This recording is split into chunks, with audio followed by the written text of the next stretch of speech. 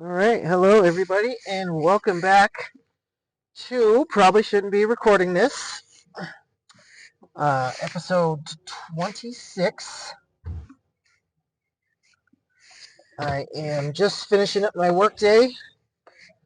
It randomly decided to start snowing here in Colorado after it was 80 degrees yesterday, so that's super cool. Let's see. So this week of work was pretty hellish, and it basically confirmed everything that I've been feeling lately. I I'm over this job. I'm over these hours. I recently activated my Indeed. I activated my LinkedIn, and I just signed up for ZipRecruiter. I have I've put out about 10 applications so far. We'll see. There's certain ones where they don't reach out until the posting closes, so that would be cool. Um, but yeah, I'm still pretty excited about the possibility of getting a different job with normal work day, normal work hours. So we'll see if anything comes up. I'm really hopeful. Uh, but with stuff like this, you have to be patient. As hard as it is in today's society, where it's very much like instant gratification kind of stuff. But when it comes to getting a new job and doing the whole job search thing, it's a process. It's going to take a little bit of time, and I'm fully aware of that. Um, like I said many times, I enjoy my work because I have awesome coworkers and they make the day much less crappy. You know, uh, but it's just time. It's just time for something else, and I will keep you guys updated on everything that's going on. We're gonna be. I kind of noticed a pattern with my with my with my podcast lately. Is I'm not very positive, uh, and it's kind of a change for me because I'm normally, I'm usually an eternal optimist. Um, but with everything that's going on in this country, and how I'm feeling about my schedule and all that kind of stuff, I've kind of fallen too far into the negative world, and I am trying my best to make changes, and just try and remain positive, even if everything in my brain's telling me to lean into the negativity. I'm just not going to do that. Um, so yeah, today's going to be positive show. You might as well just call me Positive Peter today, which is not something I ever want to be called, but trying to stay positive here. So, job search. It's in the beginning stages, but I'm hopeful. And there's everybody says, by everybody I mean I see it online, I see it on LinkedIn, that how bad the job market is, and I have found that not to be the case right now. There's plenty of places that I've applied that seem like they would be a good fit, so I'm hopeful. Um, the main topic of discussion for this episode will be AI. Um, AI is a very hot button issue for a lot of people with the damages that these data centers for AI that they do to the communities around them, and the propensity for people to use AI, to, there's that technology with deepfake where it looks and sounds just like the person doing it, but it's a video. It's a AI video that was created by somebody. Like there was that one many years ago with Obama, and Oh, this train. Oh my God, the train has returned, y'all. I am currently trying to get home, and this train is legitimately stopped in the middle of the train track. So hopefully I can talk through this unfortunate circumstance, but the train has returned as my nemesis. It is not moving, so that is super cool. Love that for me. Um, but yeah, AI. AI is a big topic of discussion. Um, there was, I believe it's the company is called Anthropic. They have Claude AI. The creator, basically made news for turning down Trump's request for them to basically monitor all citizens with the use of AI and all that stuff. And got some props around the world for doing that. And then a day later, Trump just goes to the Chat GPT guy and he agrees to do it with some caveats. And you know, Chat GPT saw its user count dwindle drastically because of that. And of course, this is all stuff that I've seen, that I've read. Um, and funny enough, that CEO of ChatGPT, in a span of, I think, 2 weeks, has had a Molotov cocktail thrown at his house, and his house was also shot up. So I would say it's safe to say people aren't happy with him and AI in general. Update, the train has finally moved. Hopefully here soon I'll be back on my way to getting home. Goodness gracious. We'll see what's going on. But anyway, with AI, and then, sorry, let me circle back. The CEO of ChatGPT, which I believe it's called Open AI, after these incidents happened at his home, had come out and said he supported a universal income and he supported 4-day work weeks while still making the same amount as you would if you're working 5 days. So, they say that violence doesn't fix stuff. Turns out maybe it kind of does. I don't know. And you see all these warehouses being burned down because their employees aren't getting paid a livable wage. So it's just kind of crazy what's all going on around AI. AI for many years was like this grand idea. You would see it come up in movies where a company has developed this AI and then the AI becomes sentient and then realizes that humans are destroying the fucking earth and decides the best course of action would be to get rid of all the humans. And here's where I am on that. Normally, in those kind of movies, whatever the computer or the AI or whatever they're saying, I'm like nodding in agreement because we are the biggest threat to this planet is humans. We are wasteful. We are, um, I mean, my carbon footprint is terrible. I know I drive to work all the time. I drive when I could walk. It's, you know, lots of it. But I always tended to kind of agree with the bad guy version of AI in all of the movies that you see. Um, but now AI is very real. It's very prominent. Places are laying people off to just use AI rather than a human person. Uh, More and more companies are using it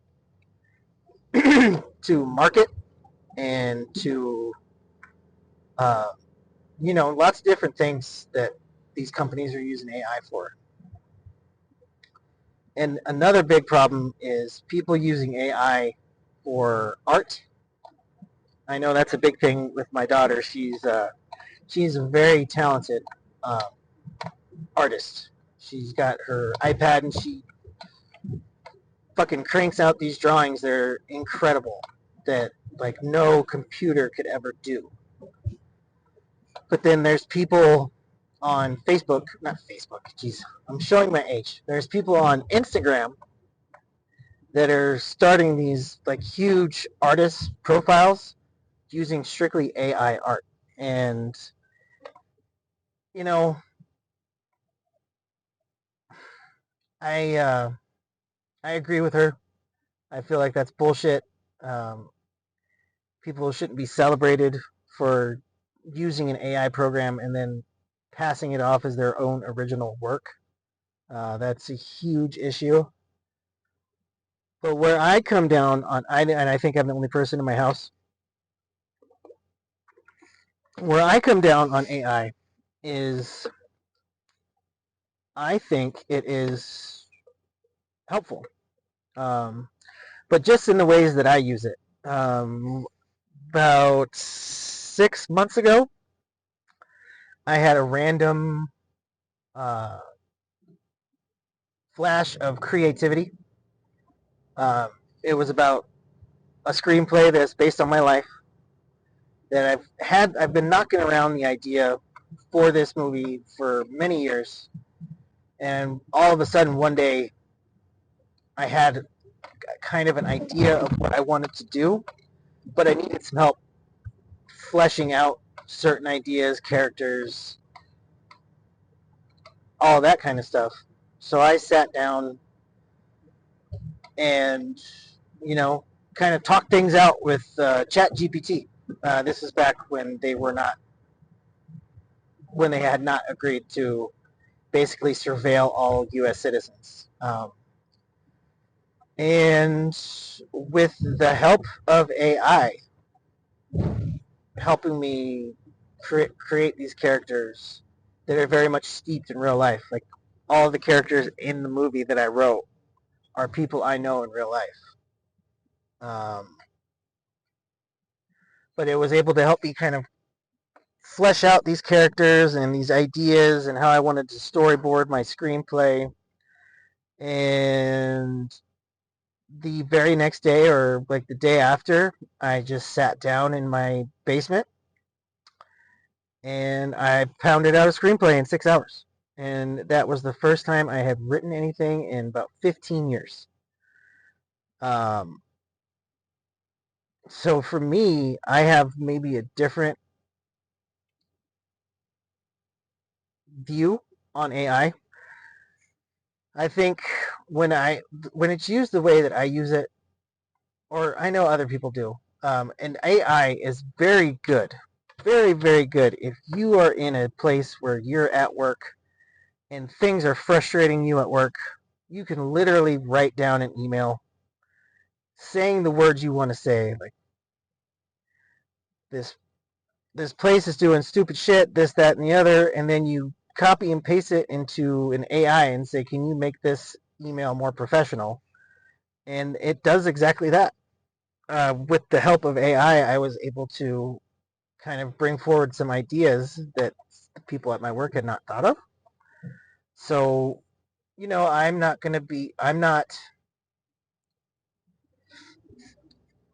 pro AI and I'm not anti AI. I think I think it just has to be used in the correct manner.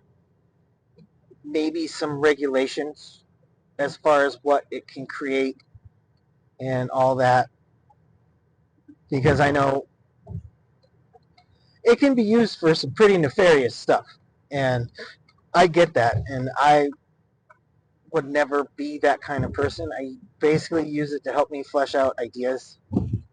If I get stuck on a certain part of a screenplay uh,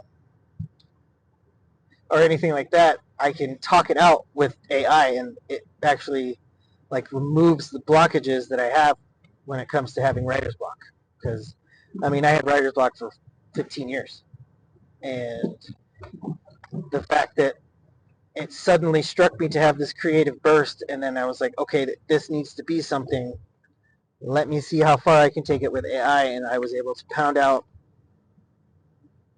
my characters, the story, basically everything. And then the next day I sat down, just hunkered down, and I wrote it. So I don't have a negative opinion of AI. I don't like how people use it. I don't like how people will create art and pass it off as their own when they literally all they did was enter in a prompt. And I know I see it a lot on YouTube. There's these artists that come out with music like almost every day, and the cover art is always the same kind of AI generated, like simple but kind of cool looking, whatever. And all of the songs sound the same. So, but they're passing it off as like original work. And it was when all you did was enter a prompt. You didn't produce anything. You didn't do anything like that. So when people use AI for that kind of reasons, I get annoyed. I get frustrated. But I'm not anti AI. I do not like what the data centers do to our environment, and there has to be a way for improvements to be made as far as the data centers, how they're cooled, because that's a huge problem. Is these big data centers put off all of this heat, and it needs water to cool down. It requires like heavy air conditioning, which is causes a lot of power usage, and like power grids around the U.S. have have spiked because of how many data centers are popping up. And more I'm seeing these data centers are getting brought to a vote and getting shot down in places like I think it was New Jersey and a couple other places. So I mean, the sentiment against I totally understand, and I could see why people could feel that way, but I'm simply not that person. I understand the hatred, the animosity, the vitriol. I get it. But for me, as someone who it's helped get out of a 15-year creative rut to the point now where I have 3 or 4 different screenplay ideas that I'm kicking around, and I will continue to use it. Um, but I'm never gonna just sit there and okay, dear Claude, can you write me a screenplay? This is the story. Just the computer let the AI do all of the work. That's not ever going to be me. But I know that's how people are. And, it's just, it's a hot button issue. But I myself, I don't have an issue with ChatGPT, I have an issue with ChatGPT. I have an issue with their creator agreeing to create a program that will basically surveil all of America and provide the god awful Trump administration with information that it doesn't need to have. Um, so I have been using Claude AI, and it's been a good experience because I will literally have conversations about AI with AI, and I'll ask it what does it think about the negative connotation people have, and it's pretty interesting. But like I said, I won't be on the picket line protesting AI simply because what it's done for me. I understand why people hate it or why people want it to go away. But I do have some unfortunate news for those people. I don't think AI is going anywhere. I'm even seeing it now when I'm applying for jobs that some of the requirements are like must be comfortable using AI. this, that, and the other. So it's seeping in to most jobs, and it is unfortunate when companies decide to lay off human beings just so they could use AI services. And I get that, but when that happens, we need to be mad at these companies uh, because they're taking the cheap way out. You know, you can use AI for much cheaper than it costs to have 2, 3 people on salary. So I get why people are upset. I do. I but for me, I'm not going to be one of those people. I use AI. It is a very helpful tool. Getting over creative blocks, it helps me. It honestly, I use it sometimes when I'm playing video games. It's because I play sports games a lot. So I'll be able to like play a game, whether that's in like NBA 2K or Madden or college football, and I will give Chat GPT or God damn it, I will give Claude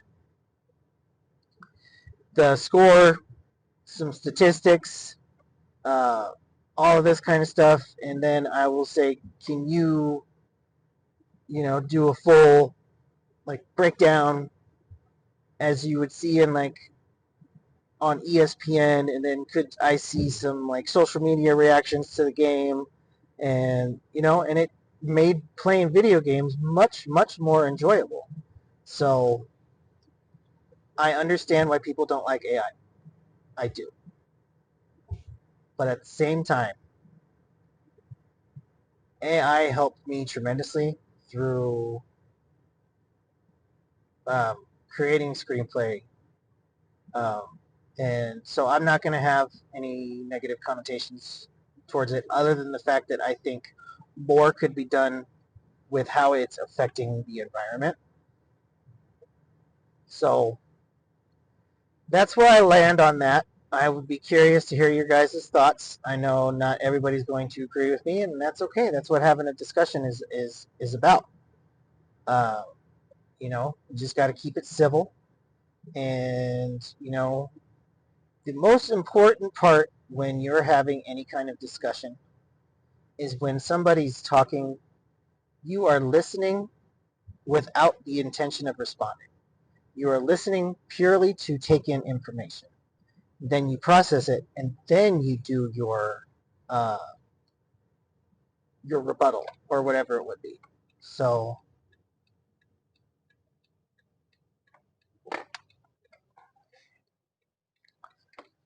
that is going to do it for this episode. Thank you guys for tuning in.